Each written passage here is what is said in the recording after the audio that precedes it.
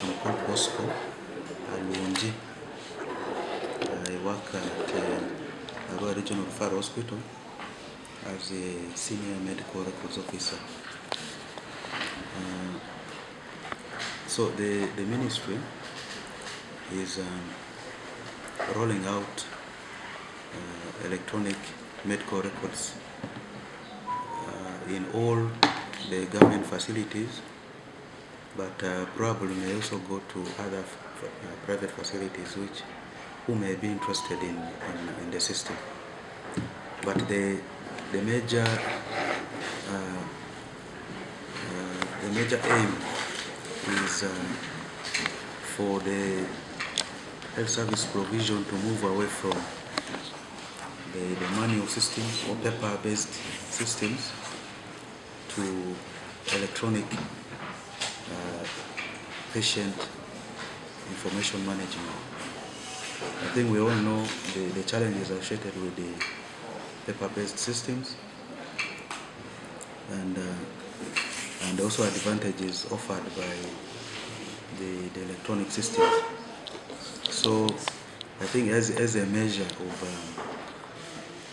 the level of development of countries and also systems, and especially the health sector, they move away from paper-based kind of capturing information to electronic systems is moving towards developing systems or being at par with also other countries and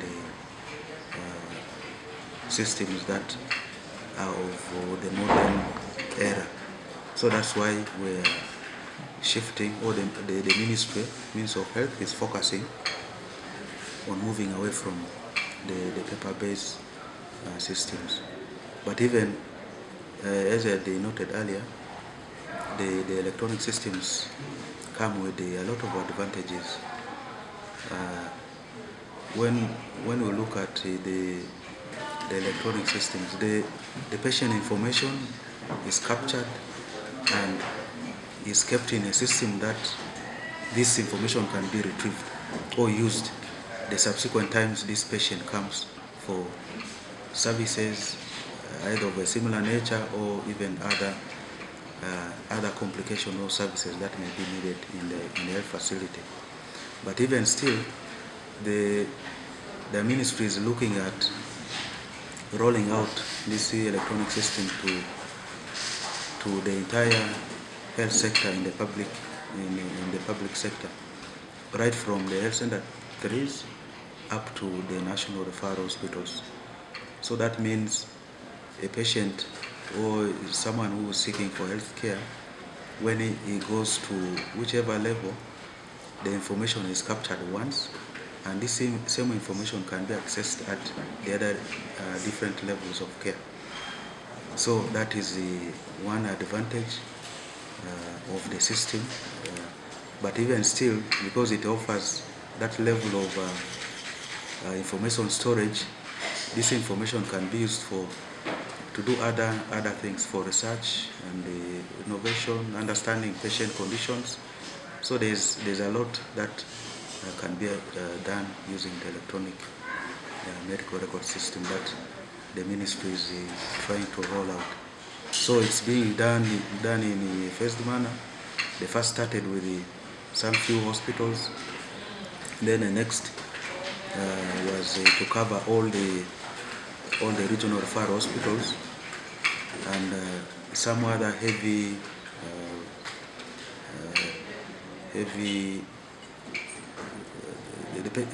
hospitals that have heavy workload.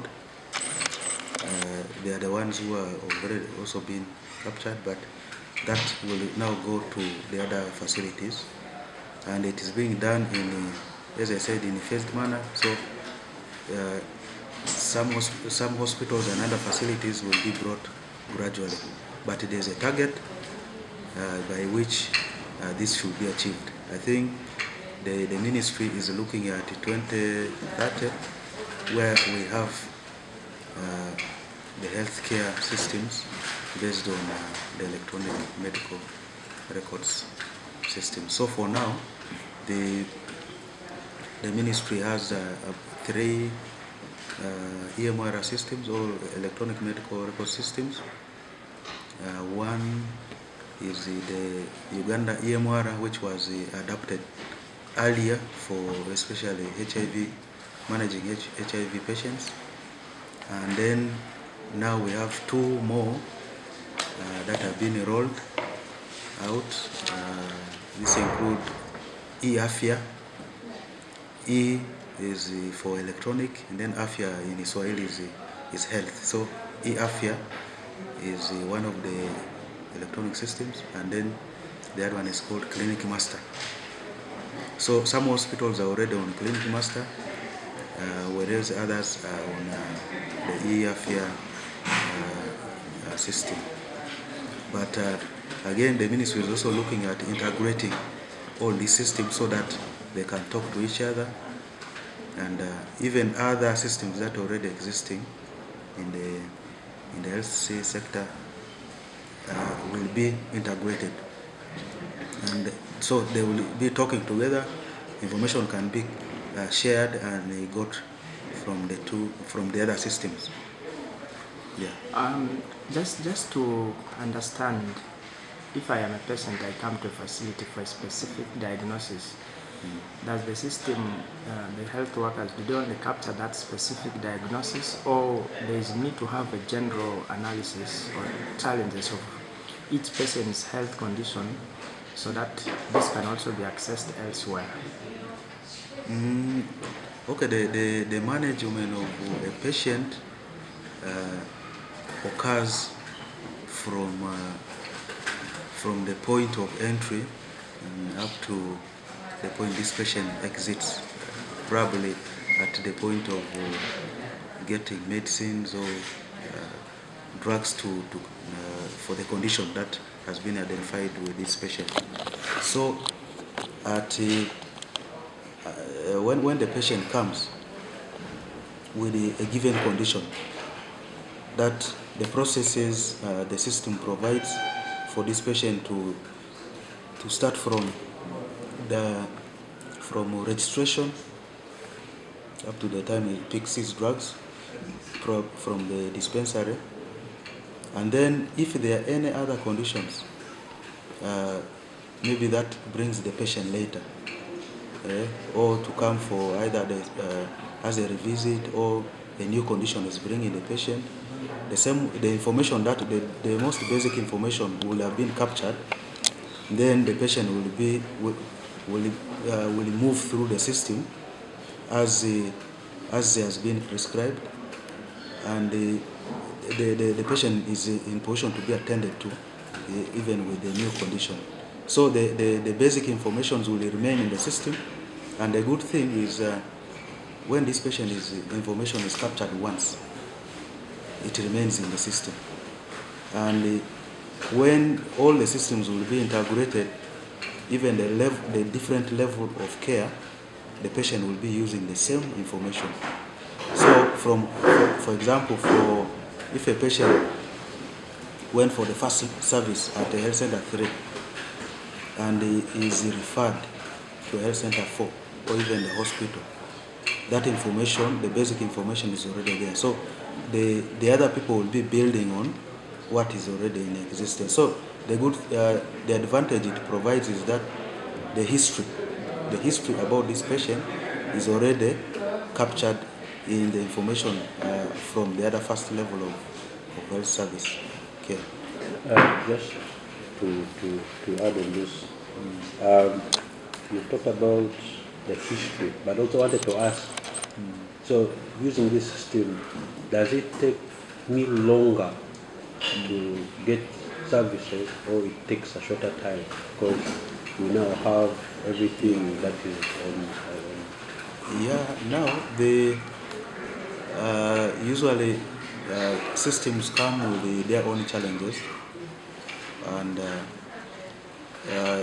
the first challenge comes when we are adapting this system and the registering patients takes longer.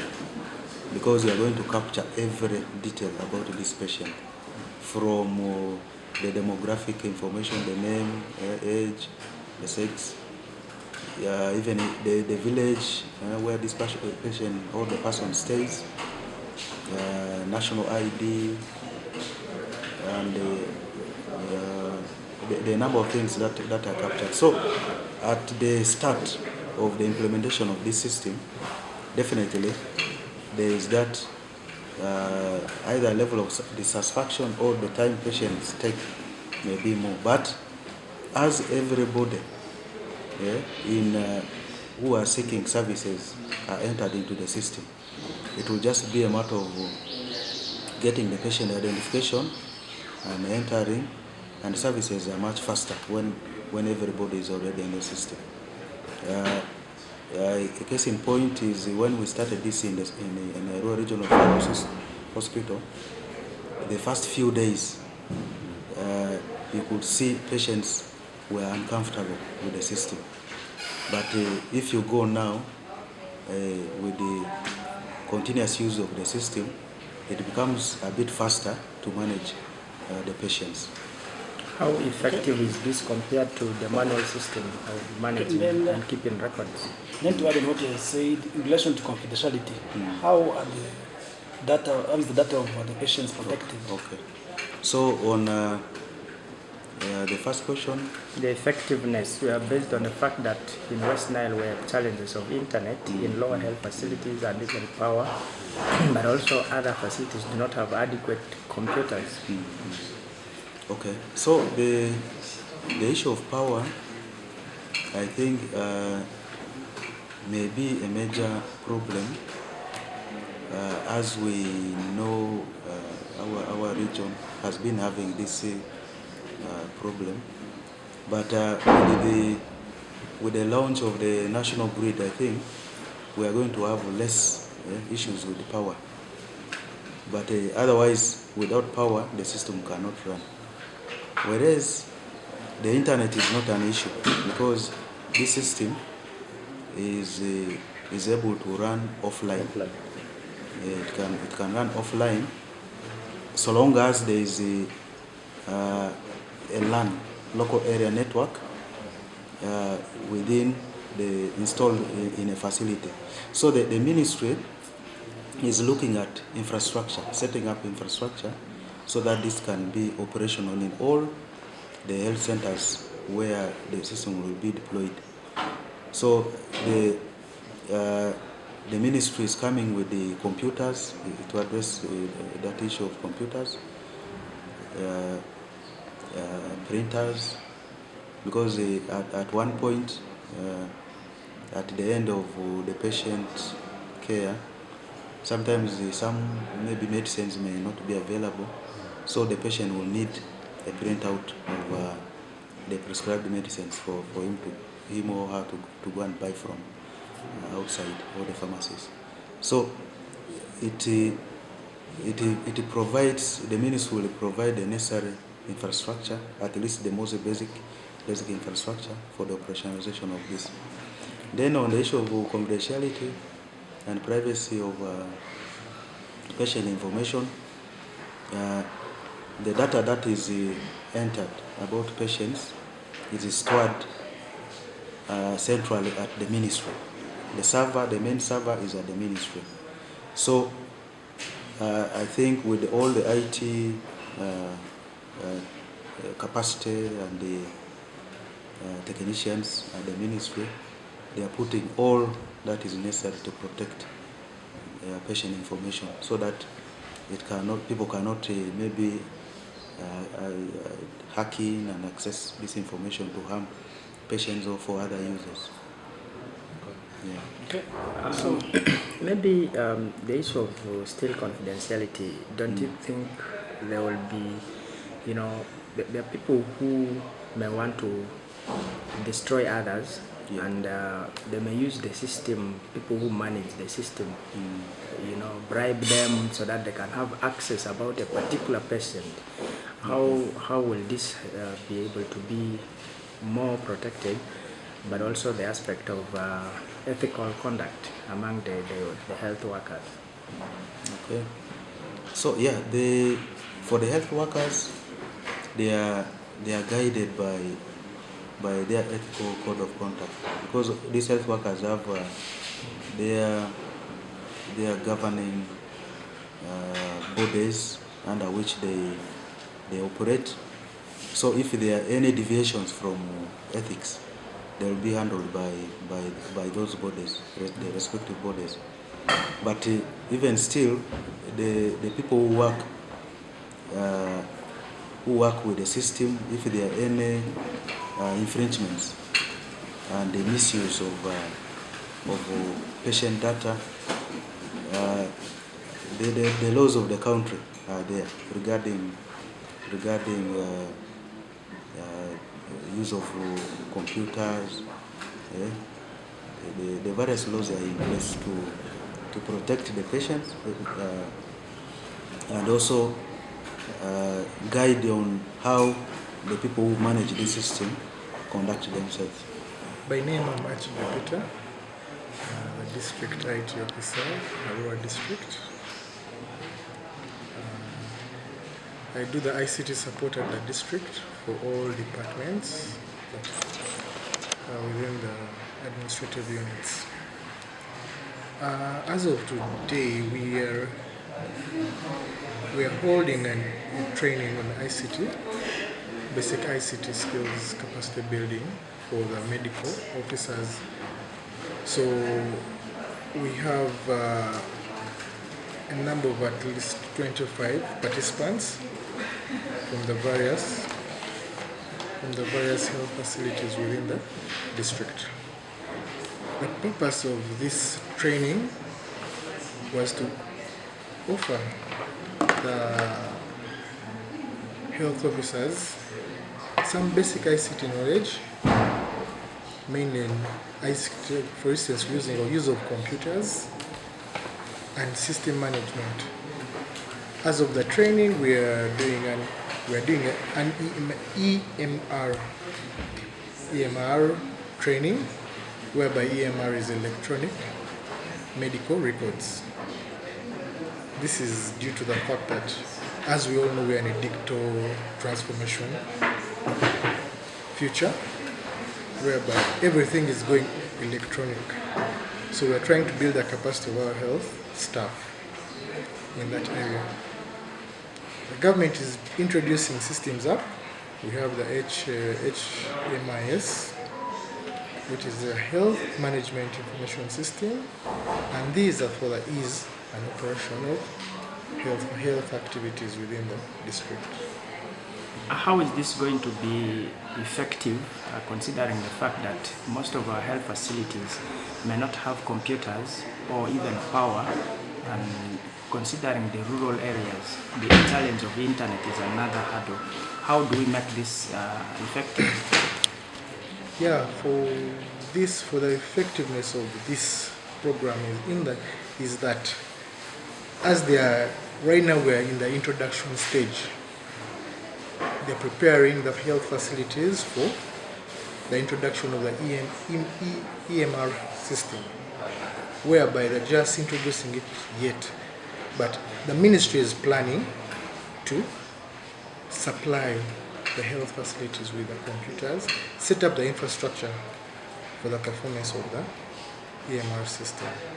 So we do hope and we know that it will be successful, because as of now, there are some systems that are within and they have supported, and they will support also the others. How do we intend to roll this to other health workers? Because if I'm not mistaken, those could be representatives from health facilities, but because they work on schedules, the person who has the knowledge may be off duty. How do we intend to ensure others also have the same knowledge? As I've addressed it, this is the first stage, whereby in charges and a few were picked for this training. But later on, because this training is going to be a routine, later on we shall have it taken right down to the facilities, and we should give them a hands-on training right at their facilities. So that phase is also coming as of that. I am Iotaro Peace Oliver. I'm a medical officer in Bondo Health Center 4 and managing it for now, meaning I'm the in charge of Bondo Health Center 4. This EMR has come timely, I think, as the country is planning to take us to the electronic levels, as you can know, in all departments. So for this training that we've had, we really appreciate it so much in the preparation of the staff, since it is for the health workers, the government health workers. However, we would urge or request that the government thinks of training more staff and include those who are in the private sector as well, as we work in synergism, is the term we use, together to provide service to the community. The training is to help us manage a patient, and in our training, in the 2 days training we've had, is about the patient record management, then we know protection of the patient's information. That's still our confidentiality, because we know there is usually confidentiality we're supposed to maintain. So a lot of all that is to help, and it eases. From this, we know that it will ease the way we provide services to the patient or to the community at large. What challenges lie ahead of you in utilizing this new system compared to the manual system? For now, the challenges you would think of would be the infrastructure, things of the desktops, laptops, network issue, and power, as we know, West Nile, especially power issues. Yeah, those are the most. And then human resource will have to come in. But we know when the government rolls on something, they will definitely have to work on the human resource as well. Do you think this is going to be more effective compared to the old way of managing information? Yeah, it would be. It would really be more effective. Only that we have to work on the challenges. The government has to work on the challenges we have.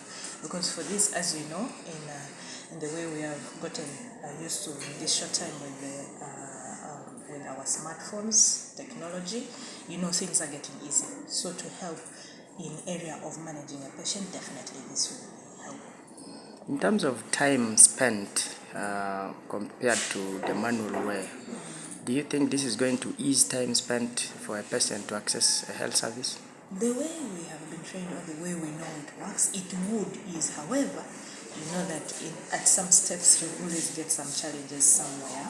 So meaning it will delay a little bit, but we always say it's a technical issue or a system issue. And then would request people to try to be patient a little bit, but we know it will not delay so much like the old way. Since you come from, you're currently managing Bondo, is it prudent to have Bondo elevated to a district hospital, considering the fact that Arua district does not have a general hospital? That is in plan. That's a question, that's in plan. For Health Center 4 to become the district hospital. Because we know Kuluva, being in Arua district, however, is a PNFP. So the government has to have its own hospital with time. It is in plan.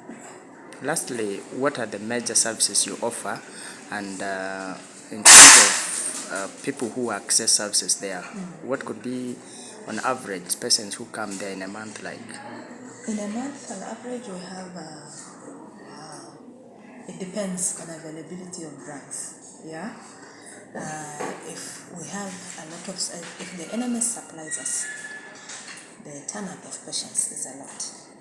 We can have up to more than 1,000 patients. That is both under 5 and above 5. However, when the NMS supply has not come on time, they come, yes, but very few. Yeah. In terms of the major services there, what are The services provided are the general services we provide in the health facility. We have the OPD. Unfortunately for Bende Health Center 4, we don't have yet a ward. So we say we have an inpatient because we're supposed to have that. However, for emergencies, we're able to manage. We have maternity services, that is the MCH. So meaning in the MCH, you have the EPI, that is for immunization of children. We have the antenatal, that's where mothers come for antenatal services.